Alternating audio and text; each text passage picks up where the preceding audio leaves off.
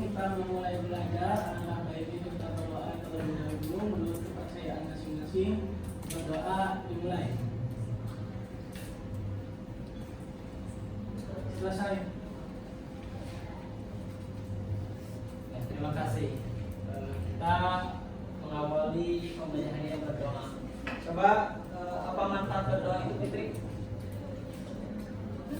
Manfaat berdoa itu apa? Supaya kita siap untuk belajar, Pak. Terus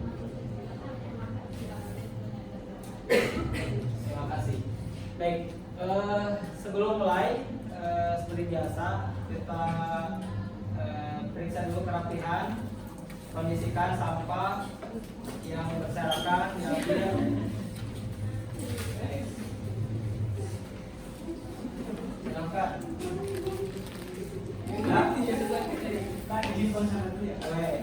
Kemudian bangku kursi dirapikan. Baik, hari ini siapa yang tidak hadir? Asep, Pak. Mana Asep? Asep. Asep, udah 2 pertemuan tidak hadir Asep. Ya, Pak. Mana Asep? Dia lagi sakit, katanya. Sama ada saudara. Ai juga gak ada Ai juga sakit. Baik. Mudah-mudahan yang sakit semoga cepat sembuh dan bisa bergabung dengan kita. Oke, sebelum mulai seperti biasa pembelajaran Bapak kita lakukan teknik stop. Silakan anak-anak pejamkan mata. Ya, pejamkan mata. Ya. Bayangkan nikmati posisi terbaik kalian. Nikmati duduk kalian seperti apa. Tangan kalian senyaman mungkin. Tarik nafas yang pelan dan nyaman. Kemudian bayangkan bahwa hari ini kita akan ngapain. Ya. Kemudian teman-teman juga ucapkan terima kasih pada diri teman-teman bahwa teman-teman sudah hadir di kelas ini, sudah meluangkan waktu datang pagi-pagi untuk persiapan dan sebagainya. Ucapkan terima kasih pada diri kalian. Baik, terima kasih. Selesai. Bagaimana perasaannya hari ini? Sedih, Pak. Sedih kenapa? Sakit. Kenapa sakit apa? Oh, sekarang itu lagi musim ya? Iya. Dia harus jaga Kesehatan. pastinya kesehatan.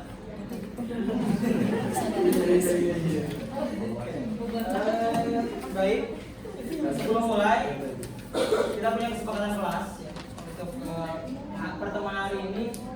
Yang mau bertanya ataupun menjawab, angkat tangan ya, tangan. Kemudian juga kalau misalkan nanti dalam pembelajaran HP ketika Bapak tidak persilakan jangan digunakan ya. Setuju? Setuju. Ada yang keberatan? Enggak? Aman? Aman. Baik, sebelumnya kita sudah membahas terkait dengan teks tanggapan buku fiksi dan non Fiksi. Apa perbedaan buku fiksi dan non fiksi? Yes? Perbedaan fiksi dan non fiksi itu, kalau fiksi itu turunan dari imajinasi dan perasaan penulis, Pak. Kalau non fiksi itu sifatnya fakta.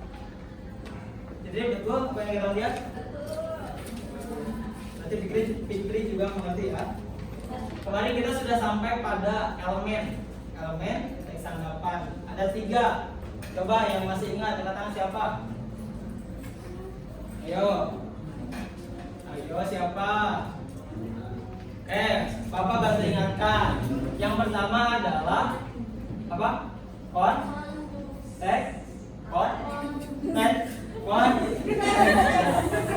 Konteks itu apa? Identitas. Jadi dalam teks tanggapan itu ada identitas buku. Sebelum itu, kenapa penting untuk menanggapi sesuatu? Atau kenapa menanggapi sesuatu itu terlihat sangat penting dan kita perlu pertimbangkan? Tias, pernah melihat Fitri? Gak apa-apa, Tias nanya terus ya Bapak. Karena Tias paling ganteng di sini.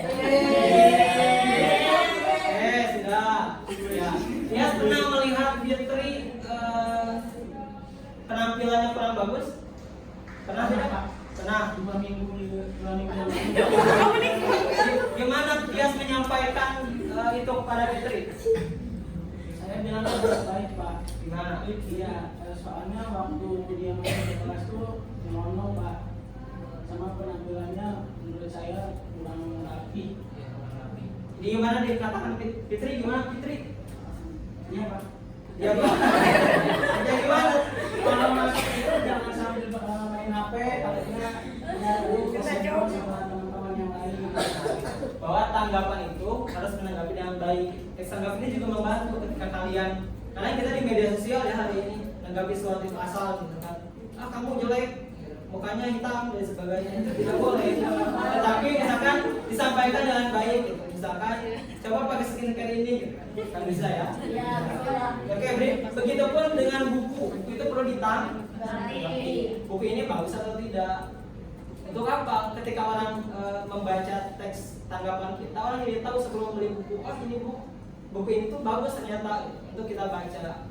Misalkan buku tentang cewek smart, cewek yang pintar itu seperti apa? Apakah buku ini bagus untuk dibaca atau tidak? Nah itu untuk menanggapi sesuatu. Nah sekarang karena kita akan mengungkapkan perasaan dengan baik, maka pembelajaran kita tentang unsur kebahasaan dari teks tanggapan. Sebelumnya Bapak sudah siapkan materi seperti biasa di Google Drive kita. Silakan akses. Boleh menggunakan HP-nya. Nah di sana ada unsur-unsur kebahasaan dalam teks tanggapan. Coba apa saja? Konjungsi penerang itu seperti apa Fitri? Jadi kata yang menerangkan contohnya kayak bahwa adalah. Ya, jadi untuk menerangkan sesuatu, misalkan buku ini berisi, buku ini menjelaskan, itulah menerang bahwa diterangkan seperti apa isi bukunya. Kemudian coba Novi ada konjungsi apa lagi atau unsur kebahasaan? Apa? Temporal. Temporal itu apa? Konjungsi yang digunakan untuk menentukan urutan waktu atau hubungan temporal.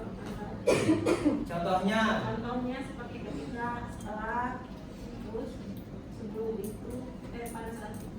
ya, bagus. Nah, saya harap kalian bisa memahami ya bagaimana perbedaan masing-masing jenis unsur kebahasaan. Tadi ada konjungsi, kemudian ada kalimat juga ya. Ada majas. Kalau majas itu apa? Ada yang tahu?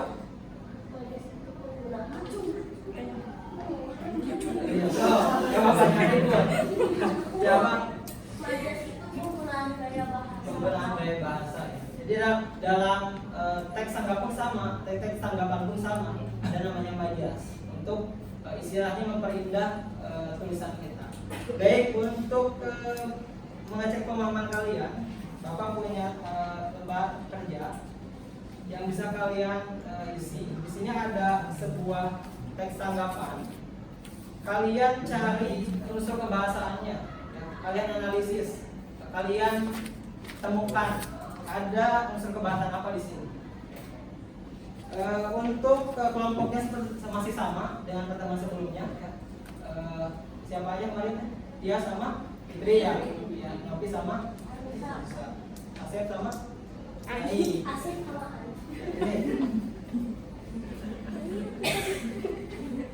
Dan Bapak ingatkan bahwa dalam pengelompokan kita seperti pertemuan sebelumnya bahwa setiap anggota kelompok harus punya peran ya, harus punya peran masing-masing. Jadi silakan kalian berperan masing-masing.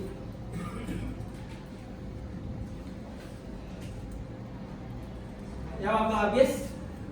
Baik, kita mulai dari siapa yang sudah siap? Coba, ada yang sudah siap? Ya, sudah siap? Belum dua lari. Coba Novi, sudah? Belum.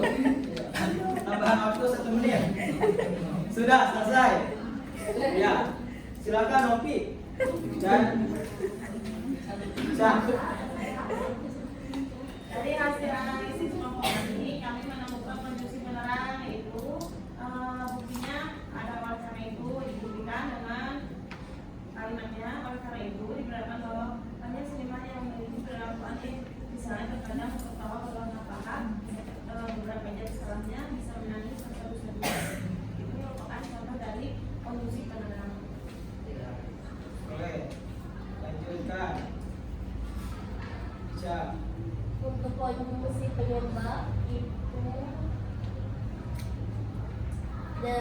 dapat dibuktikan pada kalimat sehingga buku ini dirasa kurang menarik dan ceria.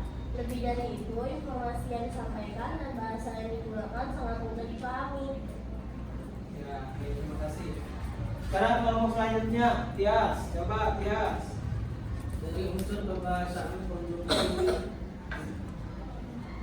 penyebab ada pada teks, yaitu konjungsi sehingga. Buku ini dirasa kurang menarik dan ceria, Pak. Terus ada lagi. Lalu untuk yang pernyataan yang mengandung saran, contohnya ada kata sebaiknya, disarankan, dan hendaknya ada pada teks yang ini, Pak. Buku karya Budiman Hakim ini juga memiliki kekurangan dan atau kelemahan, Pak. Baik, bukan kepada semua.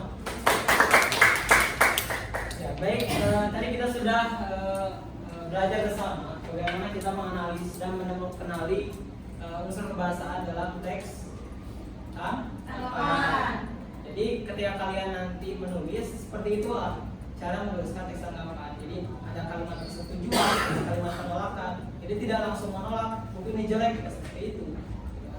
Kemudian apa kelemahan dan kekurangan yang disampaikan dengan baik. Baik, mungkin untuk pertemuan hari ini Bapak cukup sekian. Sebelumnya ada pertanyaan? Boleh? Ya, Pak, aku mau tanya, kemarin kan nggak masuk Pak karena sapi. Terus aku tanya materinya ke Bu Lila. Nah, kalau masuk dari konteks itu kan gambaran umum ya, sama deskripsi juga menggambarkan umum. Itu bedanya apa ya Pak? Konteks sama deskripsi ini. Ya, bagus ya pertanyaannya. Apa perbedaan konteks dan deskripsi? Sama-sama gambaran umum, tetapi pada konteks itu dijelaskan identitas, apa nama bukunya, judulnya, siapa penulisnya, kapan tahun terbitnya, itu gambaran umumnya. Tetapi kalau misalnya deskripsi menggambarkan gambaran umum dalam buku. Misalkan buku ini menceritakan tentang misalkan novel, ya. Buku ini menceritakan tentang apa sih? Siapa tokohnya? Bagaimana tokohnya itu? Dari perjalanannya. Atau misalkan buku non fiksi, babnya ada apa saja di dalamnya. Jadi digambarkan secara umum. Oh, dengan misalkan memahami buku ini kita dapat mengetahui jenis-jenis keanekaragaman budaya. Itu kan dijelaskan dari isi bukunya. Itu perbedaannya jelas. Ada lagi? Baik, mudah-mudahan apa yang kita pelajari hari ini mendapatkan keberkahan dan anak-anak juga mudah-mudahan dengan kesehatan. Lalu kita bisa bertemu di kesempatan berikutnya. Terima kasih. Wassalamualaikum warahmatullahi wabarakatuh. Waalaikumsalam.